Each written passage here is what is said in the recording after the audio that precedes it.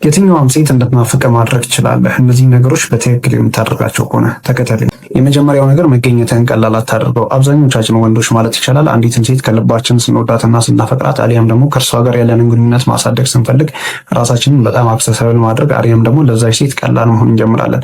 እነዚህ ነገሮች ግን እኛን እንዳትናፍቀን የምንሰራው ቁጥር አንድ ስህተቶች ናቸው የሚሆኑት። ማለትም ከዚህ በፊት አንተ ቀለል አድርገህ እሷን የምታገኛት ልጅ ወይም ደግሞ ለቀናት ሳትገናኙ ከቀናት በኋላ የምታገኛት ሰውዬ ለእርሷ ትክክለኛውን ዋጋና ትክክለኛውን ቫልዩ መስጠት ስትጀምር የበዛ ትኩረት ሰጣታለህ። ማለትም የበዛ ፍቅር ሰጣታለህ። መገኘትን ቀላል ታደርግላታለህ። እነዚህ ነገሮች ግን በተቃራኒው እርሷ ጋር ስሜቷን እየቀነሱ ይመጣሉ። ማለትም ላለመናፈቅ አንተን ምክንያት እየፈጠርክላት አሊያም ደግሞ አሳማኝ ምክንያቶች እየሰጣት ትመጣለች። በቀላሉ ትኩረትን ባትሰጣት ወይም ደግሞ ለመገኘት ራስን በጣም አክሰሰብል ባታደርገው መልካም ነው። የምር እንድትናፍቅ የምትፈልግ ከሆነ በደወለችልህ ቁጥር መገኘት አሊያም ደግሞ እና ባለችህ ቁጥር እንደ ሻንጣ እየተከተልክ የምትሄድ ከሆነ እመነኝ ቁጥር አንድ እንዳትናፍቅህ ራስን በራስን የምታጠፋው አንተና ሰው አታድርገው። ሁለተኛው ነገር ነፃ ትኩረትህን መስጠት ልታቆም ይገባል። አይኖ ይህንን ነገር ከዚህ በፊት ብዙ ጊዜ ደጋግሜዋለሁ፣ ነገር ግን በትክክል እንዲገባና አንደርስታንድ እንደምታደርገው ነው ይህንንም የምልህ። ነፃ ትኩረትህን መስጠት ማቆም መቻል አለብህ። ማለትም እርሷ የሆነ ነገር ለአንተ እስካላደረገች ድረስ። ማለትም አሁን ላይ አንድ የተለመደ ነገር አለ። ግንኙነቶች ሰዎች ሲገቡ እኩል ለእኩል ወይም ደግሞ 50-50 ማድረግ አለባቸው የሚባል ነገር አለ።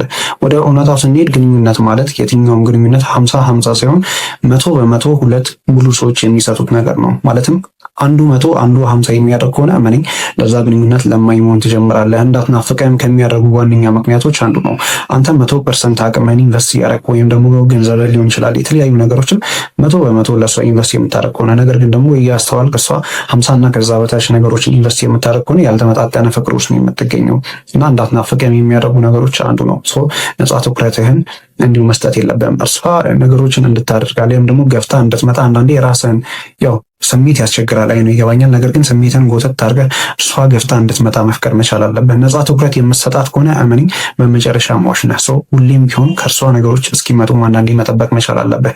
ወንድ እንደ ወንድ ልጅ ካራክተር ማለት የሆኑ ነገሮችን ማድረግ አለብህ። ይገባኛል ይሄ ነገር ግን ደግሞ ከእርሷም ገፍታ እንድትመጣ የሆነ ዋጋ እንድትከፍል የሆነ ትኩረት እንድትሰጥ ማድረግ መቻል አለብህ።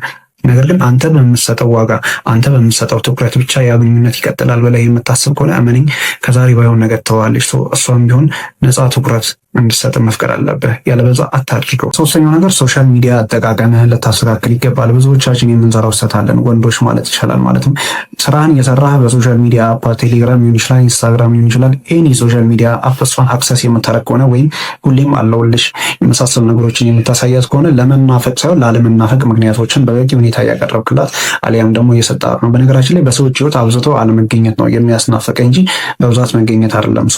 በስራ ውጤታማ እንዳትሆንም ያደርጋል። ምክንያቱም ሙሉ ትኩረትን ለስራ አሰጥም ሀፋፍ ነው እያደረክ ያለው።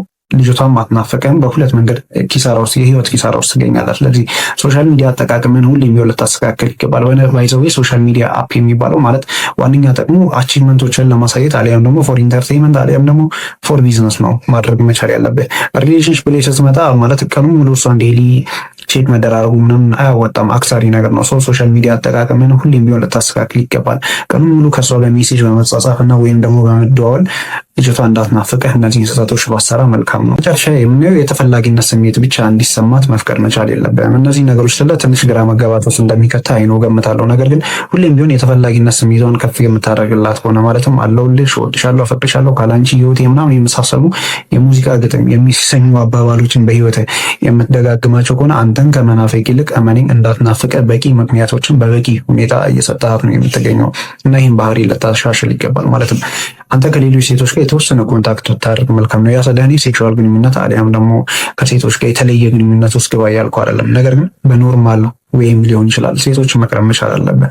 የቅናት ስሜት የተወሰነ መንገድ ይፈጠርባታል፣ ምንም ጥያቄ የለውም። ነገር ግን መልካም ናቸው እነዛ ነገሮች። ምክንያቱም አንተም ፈላጊ እንዳለህ ተቀናቃኝ እንዳላት እያረጋገጥክላት ነው ሁሌም የምትመጣው። ሰው የተፈላጊነት ስሜቷን የእሷን ብቻ ሳይሆን የምትጠብቀው የአንተንም የተፈላጊነት ስሜት አሊያም በሌሎች አንተ ቅቡልነት እንዳለህ እያረጋገጥክላት ትመጣለች ማለት ነው። ያኔ አንተን መንከባከብ፣ አንተን መጠበቅ፣ በሚገባ ልክ ዋጋ መስጠት እንዳለባት እየተረዳች ትመጣለች። ሰው የተፈላጊነት ስሜቷን ከፍ ማድረግ ብቻ ሳይሆን የራስንም የተፈላጊነት ስሜት ከፍ ማድረግ መቻል አለብህ። እመነኝ እነዚህ ነገሮች የምታደርጋቸው ከሆነ ያቺ ልጅ በቀናት ውስጥ አሊያም ደግሞ በምትፈልገው ልክ አንተን እንድትናፍቅህና እንድትወደህ ማድረግ ትችላለህ።